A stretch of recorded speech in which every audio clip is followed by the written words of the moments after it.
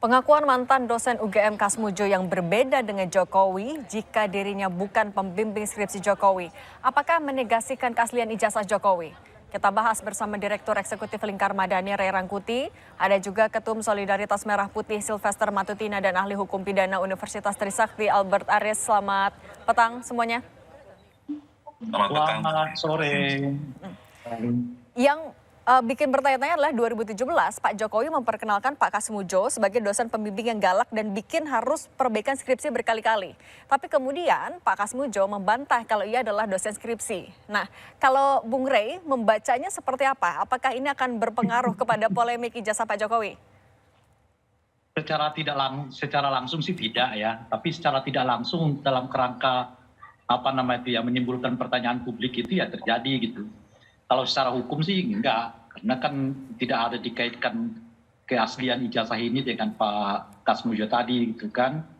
Nah, hanya ada pengakuan itu bahwa beliau bekas dosen pembimbing tapi dibantah gitu. Itu artinya urusan soal kejujuran aja kalau soal itu gitu. Ya saya kira agak berhubungan langsung dengan keaslian ijazah atau tidak gitu. Soal kejujuran ini maksudnya ada pernyataan yang gimana, Bung Ray? Kan kalau disebut beliau dosen pembimbing tapi dibantah oleh yang bersangkutan, ya tentu ada unsur soal jujur nggak jujur di dalam. Kecuali kita mau menafsirkan misalnya yang dimaksud oleh Pak Jokowi ke dosen pembimbing itu ya bukan dalam konteks skripsi misalnya ya, tapi pembimbing kehidupannya, pembimbing rohaninya, ya pembimbing jalan hidupnya, ya kita itu lain lagi ceritanya kan bisa kemana-mana lagi nanti tafsir dari yang dimaksud dengan dosen pembimbing ini gitu. Tapi kalau konteksnya dengan dosen pembimbing dalam kerangka skripsi, ya jelas itu sudah dibantah oleh yang bersangkutan. Oke, kalau Bung Sylvester, adanya perbedaan pernyataan dari Pak Jokowi 2017 lalu dengan Pak Kasmujo, ini membuat publik juga jadi ikut bertanya-tanya. Kalau tanggapan Anda seperti apa? Ya, jadi kalau keterangan Pak Kasmujo ini nanti kita buktikan. Karena nanti yang bisa membuktikan benar atau tidaknya, apakah sebagai asisten dosen itu bisa menjadi dosen dosen pembimbing Jokowi, ya kan? Nanti kita lihat keterangan dari saksi ini. Tapi intinya bahwa ini semua kan kita masih awal-awal ya, karena alat bukti yang dikumpulkan itu kan banyak, antara lain ya kan keterangan saksi, terus keterangan ahli, terus ada surat atau dokumen petunjuk sama keterangan terdakwa. Belum lagi nanti kalau yang di masalah perdatanya itu masih banyak tuh pengakuan. Oke, Bung Sylvester, mohon maaf kami potong dulu. Bung Sylvester suaranya agak terganggu, mungkin bisa diperbaiki dulu. Dan nanti Bung Albert juga, sebenarnya apakah perbedaan pernyataan ini akan bisa menegasikan keaslian ijazah Pak Jokowi? Tapi jangan dijawab dulu, kita akan gabung lagi Kompas Petang sesaat lagi.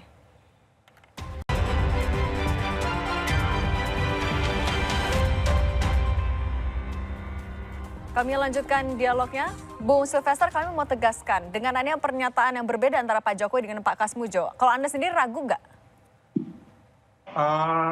Ini kan kejadiannya udah lama, tapi nanti kita lihat pembuktian daripada saksi itu, nanti alat bukti yang lain, nanti yang pastinya itu kan ada pemeriksaan ya.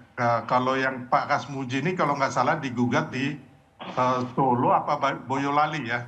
Jadi mungkin nanti di pengadilan lah, lebih tepatnya kita bisa mengetahui apakah benar-benar, kalau yang kita lihat bahwa Pak Kasmujo mengakui bahwa beliau adalah dosen dari Pak Jokowi. Hanya apakah dosen pembimbing skripsi atau dosen pembimbing KKN dan lain-lain kita belum tahu ya kan. Tapi intinya di situ kita melihat bahwa Pak Kasmujo sudah mengakui bahwa beliau adalah dosen ataupun asisten dosen, ya kan. Mengenai asisten dosen, apakah bisa jadi dosen pembimbing? Bisa saja gitu loh. Tapi bukan dosen pembimbing utama, ya kan. Wakil dosen pembimbing biasanya begitu. Makanya, tapi intinya bahwa di situ Pak Kasmujo sudah mengatakan kepada kita semua bahwa beliau adalah dosennya Pak Jokowi. Dan keterangan Pak Kasmujo ini kan hanya salah satu dari alat bukti. Oke. Belum lagi alat bukti yang lain ya. Nanti Bang Albert lah yang lebih paham biasanya berapa banyak alat bukti yang diperlukan gitu loh. Intinya itu. Oke, kita ke Bang Albert kalau gitu. Bang Albert, tapi dengan adanya perbedaan pernyataan ini, apakah dari sudut pandang hukum akan menegasikan keaslian ijazah dari Pak Jokowi? Pasti tidak seluruh pemirsa Kompas TV, seluruh polemik ini bisa saya jelaskan dengan asas hukum pembuktian. Yang pertama adalah, berarti kan menurut penggugat, ada pengakuan dari Pak Jokowi di hadapan alumni, ada videonya itu ya, bahwa Pak Kasmujo adalah dosen pembimbing skripsi beliau, gitu ya, pengakuan pertama itu. Kemudian pengakuan kedua dari Pak Kasmujo sendiri yang sudah menolak nih, bahwa dia menyatakan bukan merupakan pembimbing skripsi dari Pak Jokowi. Saya mau katakan, menurut pasal 1927 Kitab Undang-Undang Hukum Perdata, suatu pengakuan lisan yang diberikan di luar sidang pengadilan itu nggak bisa digunakan untuk pembuktian, kecuali dalam hal pembuktian dengan saksi-saksi yang diizinkan. Nah, kita perlu mencermati dalam hal ini. Sependek pengetahuan saya, Pak Kasmujo itu kan ditarik sebagai turut tergugat kalau saya nggak salah ya. Kalau betul Pak Kasmujo ditarik sebagai turut tergugat, otomatis Pak Kasmujo tidak bisa jadi saksi dalam perkara perdata yang sedang digugat di PN Sleman. Nah, kalau dengan demikian, apalagi dari pihak UGM, tadi saya browsing dengan cepat Mbak Cindy, nanti pemirsa dan seluruh masyarakat Indonesia bisa buka sendiri di etd.repositoriugm.ac.id. Itu jelas kok, skripsinya Pak Jokowi ada, dan nama pembimbingnya di situ tertera dengan jelas siapa, silakan dicari tahu sendiri. Dan saya mau menegaskan lagi kembali, berdasarkan pasal 1870 Kitab Undang-Undang Hukum Perdata, ijazah itu adalah akta otentik yang memiliki kekuatan pembuktian yang sempurna mengenai isi di dalamnya, bahwa menerangkan itu telah sesuai dengan apa yang termaktub di dalamnya, yaitu namanya siapa, kampusnya di mana, siapa yang menandatangani ijazah tersebut. Jadi dengan demikian, Mbak Cindy, ijazah itu merupakan akta otentik yang memiliki kekuatan pembuktian sempurna. Dalam kesempatan lalu juga saya sudah pernah menyampaikan juga kan, bahkan ijazah tersebut mungkin sudah digunakan untuk melamar kerja, sudah digunakan untuk melamar wali kota 2 kali ya kan, dalam proses di KPU, gubernur DKI sekali, dan presiden 2 periode. Maka secara hukum pembuktian kita mengenal ada istilah persangkaan, bahwa yang sudah digunakan tersebut harus dipandang sebagai dokumen yang asli sampai dapat dibuktikan sebaliknya. Siapa yang membuktikan, Pak Cindy? Yang membuktikan adalah penggugat.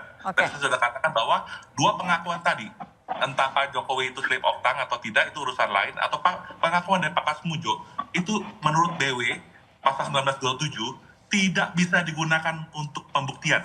Silakan dicek sendiri. Pasal 1927 Kitab Undang-Undang Hukum Perdata. Demikian, Mas Cindy. Oke, saya mau ke Bung Rey. Bung Rey, ada poin lagi yang juga saat ini baru-baru ini disampaikan oleh Bung Roy Suryo. Ketika ia diperiksa, ia bilang ia bingung karena statusnya ternyata bukan terlapor. Apa yang Anda tangkap sebenarnya dari proses ini di polisi? Sebetulnya ada 3 persoalan baru lagi ya terkait dengan kasus ini. Pertama tentu soal pengakuan ini ya.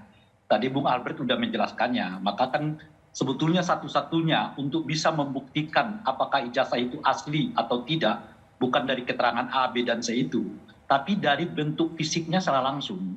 Kalau bentuk fisiknya itu bisa diobservasi, bisa dilihat, bisa diyakinkan, selesai nih perkara, gitu loh kira-kira.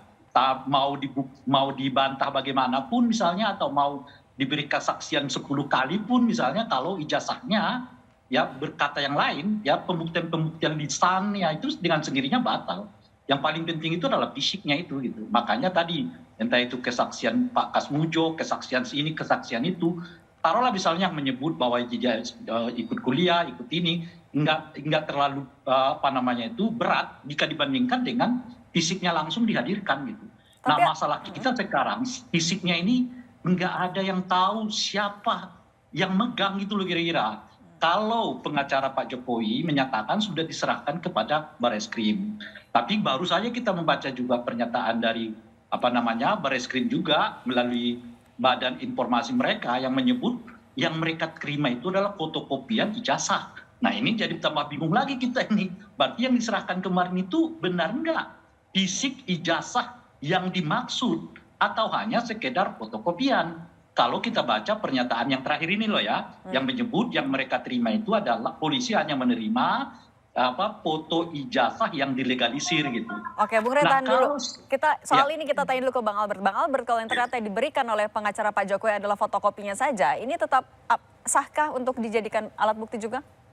Ya, kita geser dulu ya. Tadi yang di awal saya menjelaskan soal konstruksi perkara perdata IDPN Sleman ya. Nah, sekarang kita bergeser ke konstruksi laporan dan pengaduan Pak Jokowi ya di Polda Metro Jaya. Nah, perlu kita pahami bersama, saya mau meluruskan sedikit yang tadi disampaikan oleh Bang Rey, ini prosesnya masih penyelidikan. Penyelidikan itu menurutku adalah serangkaian tindakan penyelidik untuk mencari tahu apakah sudah ada peristiwa pidana atau belum. Makanya tadi si Pak Roy Suryo dipanggil dalam undangan klarifikasi.